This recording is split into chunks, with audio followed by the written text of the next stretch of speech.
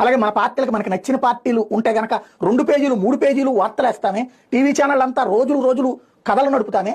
ఏం మీరు పత్రికలు నడుపుతున్నటువంటిది, టీవీలు నడుపుతున్నది మీ రాజకీయ పార్టీలు నడుపుకోవడానికే, లేదా రాజకీయ పార్టీలకు తొత్తుల్లాగా బానిసల్లాగా పనిచేస్తున్నాయా తెలుగు మీడియాలు? అడుక్కు తినడానికే ఈ దేశంలో మీడియా అనేటటువంటిది, ఈ రాష్ట్రంలో మీడియా అనేటటువంటిది ఇంత దిగజారిపోవడం ఏంటి? రోజుకి 1 కోటి మందికి తక్కువ కాకుండా దర్శనం చేసుకున్నటువంటి కుంభమేళా గురించి రిపోర్టర్లను పంపించలేరా? బృందాలను పంపించలేరా? వార్తలు రాయలేరా? ఈ దేశంలోనే కదా జరుగుతుంది కుంభమేళా. ఉత్తరప్రదేశ్ అంటే ఈ దేశంలోదే కదా. వెళ్తున్న వాళ్ళు మన వాళ్ళే ఉన్నారు కదా, లక్షలాది మంది అక్కడికి కుంభమేళాకి స్నానాలకి. ఎందుకు వెళ్ళలేరు? ఎందుకు కవర్ చేయరు? హిందువులంటే అంత చులకనా? హిందువుల కార్యక్రమాలంటే అంత విరక్తిగా ఉందా? లేకపోతే ఎవరు పట్టించుకోవడానినా?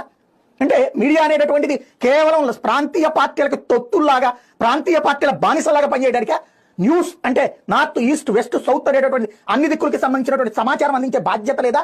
టీవీ ఛానళ్లలో చూస్తే ఎవరో ఒక అమ్మాయి ఒకప్పుడు గ్లామరస్ గా ఉంది, ఆవిడ ఇప్పుడు స్వామీజీ అయింది, లేకపోతే ఒక ఐఐటి అనే ఇప్పుడు స్వామీజీ అయ్యారు. ఇవి వార్తల. కుంభమేళా అంటే ఏంటి? ఎందుకు వస్తున్నారు అక్కడికి? ఇంత నెగిటివ్ ప్రచారం టైంలో కూడా ఎందుకు అన్ని కోట్ల మంది వస్తున్నారు? ఎందుకు హిందువుల ఆలోచనలో మార్పు వస్తుంది? ఎందుకని అక్కడ దాని మీద ఆధారపడుతున్న వాళ్ళు ఎంతమంది? వాళ్ళ జీవితాలు ఏంటి? వాళ్ళ భవిష్యత్తు ఏంటి? వాళ్ళ మార్పు ఏంటి? ఇవి గురించి వార్తలు రాయరా? తీయరా? సకుటుంబ సపరివార సమేతంగా వస్తున్నటువంటి వార్తలు వేయలేరా? ఎందుకని అంత చులకన హిందుత్వం అంటే?